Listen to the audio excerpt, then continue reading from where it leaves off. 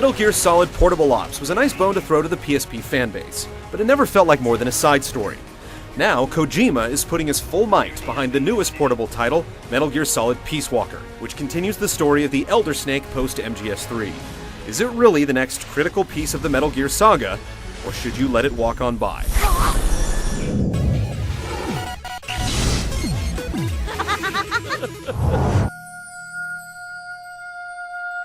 Taking place 10 years after Snake Eater, Peace Walker finds Snake in 1974 Costa Rica, starting his own military force. He's approached by a professor and a girl named Paz, who recently escaped from a private military compound.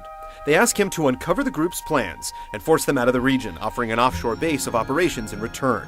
Snake quickly ferrets out the professor's KGB connections, but agrees to the mission after hearing a familiar voice on a tape the girl escaped with. Like most Metal Gear titles, Peace Walker's story often delves into the philosophies regarding war, peace, and nuclear weapons, with this chapter focused largely on the concepts of nuclear deterrence and guerrilla warfare. Theories of artificial intelligence also play a major role, with the technology present in the game clearly in the realm of science fiction. There are references aplenty to tie in with the overall Metal Gear narrative. Naturally, most refer to events in Snake Eater, but Otacon's father Huey is introduced as one of the lead characters, with the same looks and same voice as his son, with much less whining. In the field of AI, there's no one better, that's for sure. Much of the dialogue is reserved for optional radio conversations before missions, and when they're first introduced, each main character has literally half an hour or more of dialogue available, ranging from important intel to dissertations on Costa Rican coffee. The coffee we drank on the boat coming over was awful. Characters have their own obsessions and can get silly at times, and there's no lack of blatant praise for the omnipotent director. Kojima is God. Cecile's name is a message. Kojima veers between heady and ridiculous subject matter, but as always, it's Snake's dialogue that anchors you in as he searches for closure and offers a voice of hope. This time around, the story doesn't get too convoluted to follow, and the fat is kept completely optional. But missing are the crazy Metal Gear villains. We were hoping to take on Dancing Hippopotamus. Coldman just doesn't have the same ring. V for victory.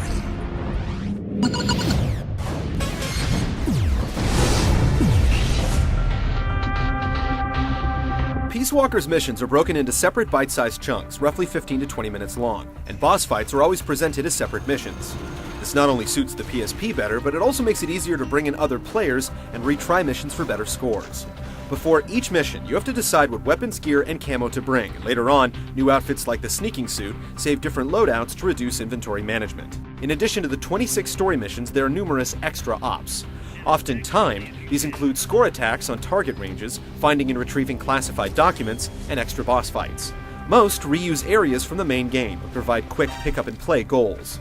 Conditions for unlocking new operations aren't entirely clear, but mission numbers suggest there could be more than 100 available. Your new offshore base isn't just for show, you'll actually manage it between missions. As new soldiers come in from the field, you'll check their stats and assign them to specific teams, including combat, R&D, medical, and so on. As your base grows, the strength of your team determines the weapons and gear you can develop, and you'll eventually be able to send your combat teams on missions in a light strategy minigame. Base management will keep you coming back after each mission, and there's plenty left to do at base even after you finish the story. Metal Gear fans will have their eyes on one project in particular that barely gets off the ground before the end of the game. There's no online play in Peace Walker, but nearly any mission can be played in local co-op. Most stealth missions are limited to 2, while up to 4 can join up for boss battles.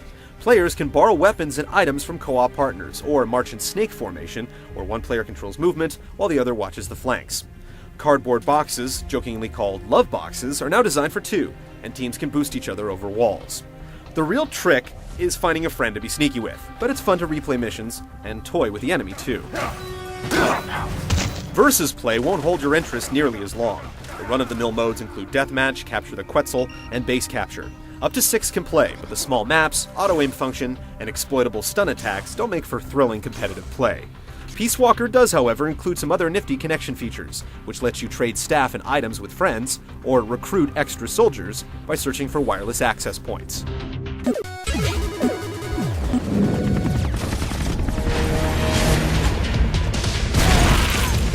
The basics of MGS gameplay haven't changed in this portable iteration. On the minute-to-minute level, it's still all about sneaking past guards without being spotted. Some sacrifices have been made to fit the PSP control scheme. For instance, you can't crawl, move bodies, or hide in lockers. The analog nub is also a sore spot as you try to inch quietly around corners, making it easy to break into an unexpected run at the worst of times. Like other PSP shooters, directing the camera and aiming with the face buttons is awkward and difficult. You can get better at it with practice, but we'd pick up a PS3 port in an instant just for the smooth controls. Many of Snake's tools and tactics have made it over to the PSP. Since you can't move bodies, drawing guards out of the way by placing magazines and knocking on walls is more important than ever. And there's also pop-up decoys that you can use to the same effect. You can silently decommission guards with tranquilizers or close-quarters chokeholds. You can also sneak up on a guard and do a hold-up or grab and interrogate him, but most guards don't have anything interesting to say. In addition to night vision goggles, radars, and a wide range of cardboard boxes, your toolkit also includes beacons to call in airstrikes and supply drops from base, which are a huge help in boss fights. Among the new gadgets, the Fulton recovery system sees the most use. It's basically a self-inflating balloon that you attach to POWs or incapacitated guards, which launches them into the air for pickup by helicopter. You gain most of your recruits for your base this way, and while the act of kidnapping and converting enemy soldiers is somewhat absurd, this crazy balloon system actually has a basis in fact. However, its believability isn't helped by its frequent indoor use, with passengers flying through the ceiling. Without the roster of disturbed villains, boss battles feel a bit more generic at first as you take on standard tanks and APCs.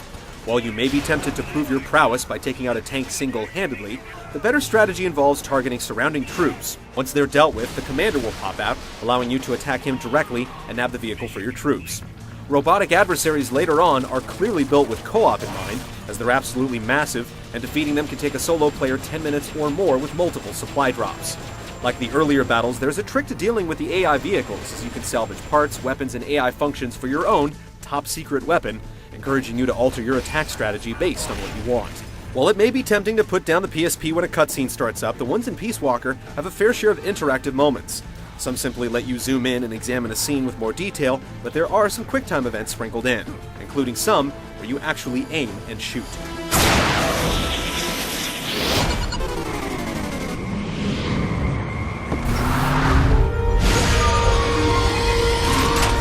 Graphically, Peace Walker shares Snake Eater's aesthetic, replete with tropical jungles and rusty mine shacks.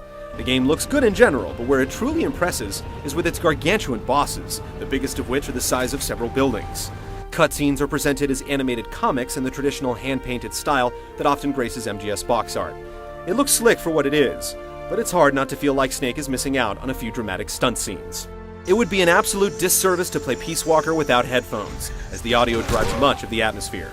The childlike singing of the AI vehicles is unsettling, and the signature anthemic soundtrack is excellent as always. With most of the cast returning from previous MGS titles, the voice acting is the star of the show once again, even when characters break out into full animal mimicry. One important note is that radio calls during gameplay are only enabled if you install the game to the memory stick, so be sure you have at least 400 megs available before you start up.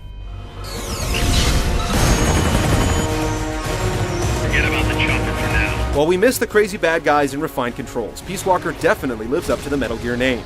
Base management adds a deeper sense of growth to the experience, and there's plenty to come back to after you finish the story. If you're a Metal Gear fan, borrow a PSP if you have to, but don't pass up Peace Walker.